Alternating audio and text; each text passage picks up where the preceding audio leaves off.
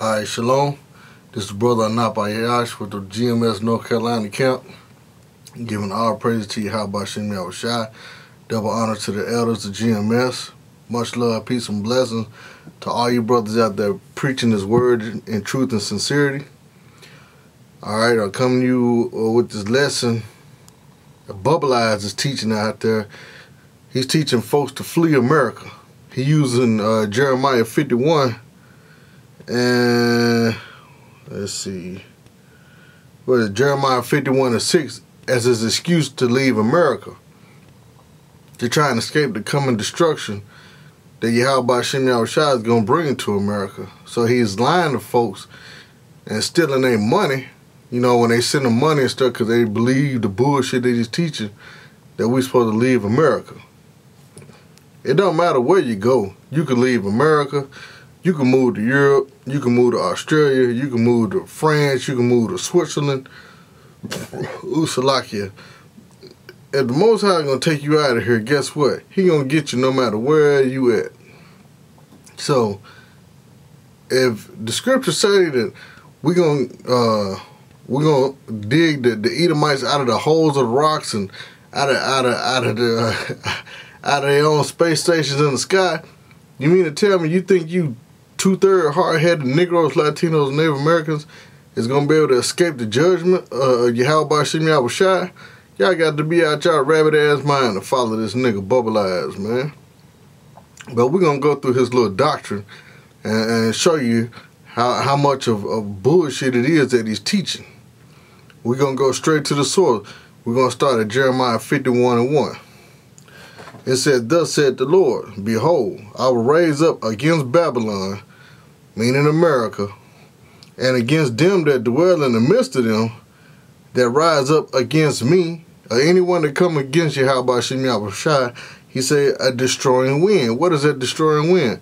Them thermonuclear missiles, them ICBM missiles. It says, "And will send unto Babylon fanners, that shall fan her, and shall empty her land. For in the day of trouble they shall be against her round about." Meaning them nuclear missiles are going to totally wipe out America. Even other countries, you know what I'm saying, across the world, but mainly here in America. It says, "Against him that bendeth, let the archer bend his bow." That's the missile.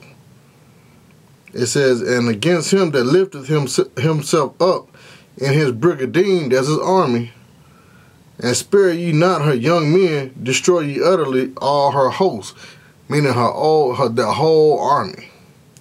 "Thus the slain shall fall in the land of the Chaldeans," meaning here in America, "and they that are thrust through in her streets." You're going to see dead bodies all in the streets of America, man. It said, "For Israel has not been forsaken, nor Judah of his God, of the Lord of hosts, though the land was filled with sin against the Holy One of Israel. Flee out of the midst of Babylon, and deliver every man his soul. Be not cut off in her iniquity, for this is the time of the Lord's vengeance. He will render unto her a recompense." Now, when it say flee out of the midst of Babylon and deliver every man his soul, that don't mean you're supposed to pick up and pack up and move out of America, man. That means just get out of her ways and philosophies of society, man. Stop worshiping her wicked-ass holidays like Christmas and 4th of July and Thanksgiving, man. That don't mean you're supposed to pick up and leave, man. That means stop following the laws and customs of America, man. Why you think in the same book of Jeremiah they got, matter of fact, we'll go to it.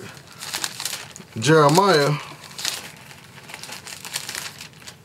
10, verse 2. Why you think this is in the same book? It said, "Thus said the Lord, YAHAWASHI, learn not the way of the heathen, and be not dismayed at the signs of heaven, for the heathens are dismayed at them." It said, learn not the ways of the heathen. What are the ways of the heathen? Meaning worshiping these wicked holidays, man. Christmas, Thanksgiving, Columbus Day, Veterans Day, President's Day, 4th of July, Custodians Day, PTA meetings, you know what I'm saying? The Parent Teachers Association holidays and stuff like that, man. Meaning, learn out the ways of the heathen, man. Don't celebrate Mardi Gras and Freaknik and all this shit, man. That's how you flee out of Babylon, not hopping on Delta Airlines or Southwest Airlines and flying to Europe or Africa or Australia, because you still gonna get your judgment no matter where you at. I mean, if it was meant for us to flee out of America, don't you think the Lord would tell us, hey, look, pack up your bags, find the first flight or the first train or the first thing smoking up out of America? No, because this is the place of judgment, man, right here in America, man. You know what I'm saying? I mean, Israel is scattered all over, but the majority of Israel is here in America. Why? This is our captivity, man. This is our punishment. Matter of fact, we'll get there, too, to prove that.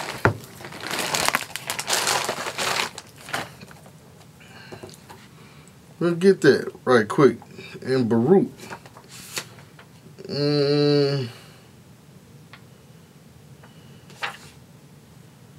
Yeah, Baruch 3 and 8.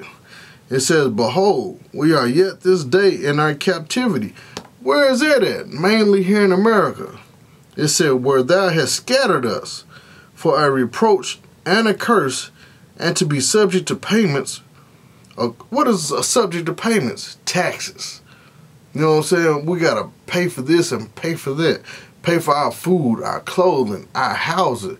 You know what I'm saying? Paying for gas, paying for electricity, paying for water, paying for air to cool you off, air to heat you up.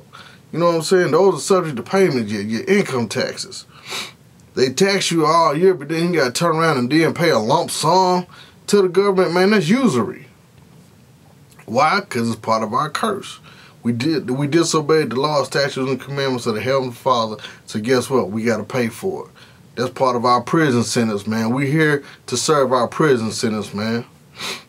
And it says, Baruch 3 and 8, it says, behold, we are yet this day in our captivity, where thou hast scattered us for a reproach and a curse, and to be subject to payments according to all the iniquities of our fathers which departed from the Lord our God.